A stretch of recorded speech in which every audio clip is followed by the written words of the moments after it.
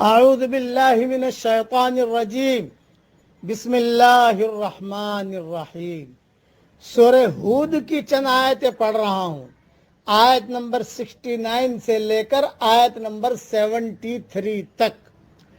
وَلَقَدْ جَاءَتْ رُسُلُنَا إِبْرَاهِيمَ بِالْبُشْرَىٰ قَالُوا سَلَامًا۔ اور ابراہیم علیہ السلام کے پاس ہمارے فرشتے خوشخبریں لے کر آئے اور کہا کہ تم پر سلامتی ہو۔ قال سلام فما لبث ان جاء بعجل حنید۔ ابراہیم علیہ السلام نے کہا تم پر بھی سلامتی ہو۔ پھر دیر نہ گزری کہ ابراہیم علیہ السلام ایک بھنا ہوا بچھڑا لے آئے۔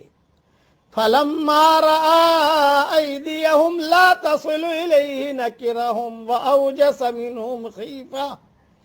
پھر جب دیکھا کہ ان کے ہاتھ کھانے کی طرف نہیں بڑھ رہے ہیں تو کھٹک گئے اور دل ہی دل میں ان سے ڈرے۔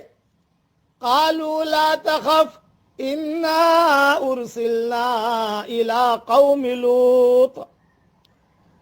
تو انہوں نے کہا ڈرو نہیں، ہم تو لوط علیہ السلام کی قوم کی طرف بھیجے گئے ہیں۔ وامرأته قائمة فضحكت فبشرناها بإسحاق ومن وراء إسحاق يعقوب۔ اور ابراہیم علیہ السلام کی بیوی کھڑی تھی، وہ ہنس پڑی، پس ہم نے اس کو اسحاق کی خوشخبری دی اور اسحاق کے آگے یعقوب کی خوشخبری دی۔ قالت یا ویلتا أألد وأنا عجوز وهذا بعلی شیخا۔ اس نے کہا کیا اے خرابی، کیا مجھے بچہ ہوگا حالانکہ میں تو بڑھیا ہوں اور یہ میرا شوہر بھی بوڑھے ہیں۔ ان هذا لشیء عجیب، یہ تو ایک عجیب بات ہے۔ قالوا اتعجبین من امر اللہ رحمت اللہ وبرکاتہ علیکم اہل البیت۔ فرشتوں نے کہا کیا تم اللہ کے حکم پر تعجب کرتی ہو؟ ابراہیم کے گھر والوں، تم پر اللہ کی رحمتیں اور برکتیں ہیں۔ انہ حمید مجید، بے شک اللہ نہایت قابل تعریف، بڑی شان والا ہے۔ یہ حضرت لوط علیہ السلام اور ان کی قوم کے قصے کا ایک حصہ ہے۔ پہلے ذہن میں رکھیے کہ ابراہیم علیہ السلام کی جو بیوی تھی جن کا نام سارا تھا، یہ اس سے متعلق ایک قصہ ہے۔ جب جن کے پیٹ سے اسحاق علیہ السلام پیدا ہوئے، اسحاق علیہ السلام کی یعنی بشارت دی۔ حضرت لوط علیہ السلام حضرت ابراہیم علیہ السلام کے چچازاد بھائی تھے۔ حضرت لوط علیہ السلام کی بستی بحیرہ میت جنوب مشرق میں تھی، جبکہ ابراہیم علیہ السلام فلسطین میں مقیم تھے۔ جب حضرت لوط علیہ السلام کی قوم کو ہلاک کرنے کا فیصلہ کر لیا گیا تو ان کی طرف فرشتے بھیجے گئے۔ یہ فرشتے قوم لوط علیہ السلام کی طرف جاتے ہوئے راستے میں حضرت ابراہیم علیہ السلام کے پاس ٹھہرے اور انہیں بیٹے کی بشارت دی۔ بیٹا کون؟ یوں کہا اسحاق، ان کی بشارت دی۔ حضرت ابراہیم علیہ السلام بڑے مہمان نواز تھے، وہ یہ نہیں سمجھ پائے کہ یہ فرشتے ہیں جو انسانی صورت میں آئے ہیں اور کھانے پینے سے معذور ہیں، بلکہ انہوں نے مہمان سمجھا اور فوراً مہمانوں کی خاطر تواضع کے لیے بھنا ہوا بچھڑا لا کر ان کی خدمت میں پیش کر دیا۔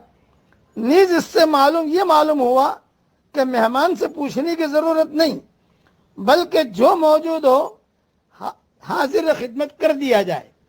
ابراہیم علیہ السلام نے جب دیکھا کہ ان کے ہاتھ کھانے کی طرف بڑھ ہی نہیں رہے تو انہیں خوف محسوس ہوا۔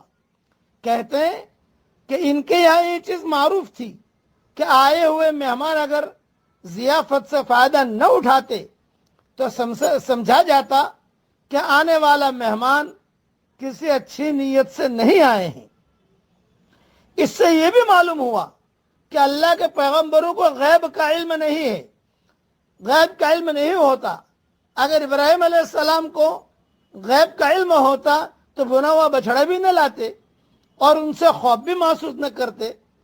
اس خوف کو فرشتوں نے محسوس کیا، یا تو ان آثار سے جو ایسے موقع پر انسان کے چہرے پر ظاہر ہوتے ہیں، یا اپنی گفتگو میں ابراہیم علیہ السلام نے اس کا اظہار فرمایا، جیسا کہ دوسرے مقام پر وضاحت ہے، ان منکم وجلون، ہمیں تو تم سے ڈر لگتا ہے.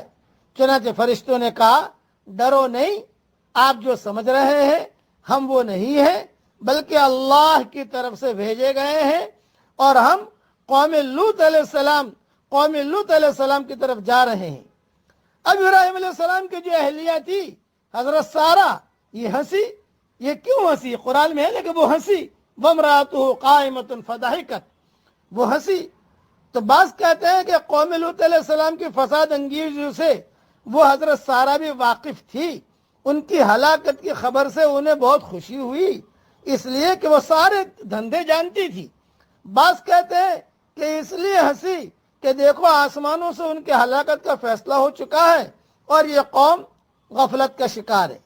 اور بعض کہتے ہیں کہ تقدیم و تاخیر ہے، یعنی اس ہنسنے کا تعلق اس بشارت سے ہے جو فرشتوں نے اس بوڑھے جوڑے کو دی کہ اللہ لڑکا دے گا تمہیں. اس پر ہنسی کہ میں بوڑھی ہوں، یہ بوڑھا ہے، کہاں سے بچہ پیدا ہوگا. یہ اہلیہ حضرت سارہ تھی جو خود بھی بوڑھی تھی، اور ان کے شوہر حضرت ابراہیم علیہ السلام بھی بوڑھے تھے. اس لیے تعجب ایک فطری امر تھا جس کا اظہار ان سے ہوا. یہ اللہ تعالیٰ کا غیبی نظام ہے، اللہ تعالیٰ جو چاہے وہ کرے. حضرت ابراہیم علیہ السلام کی عمر تقریباً 100 سال ہو چکی تھی. ایک روز چند انتہائی خوبصورت نوجوان ان کے گھر میں داخل ہوئے.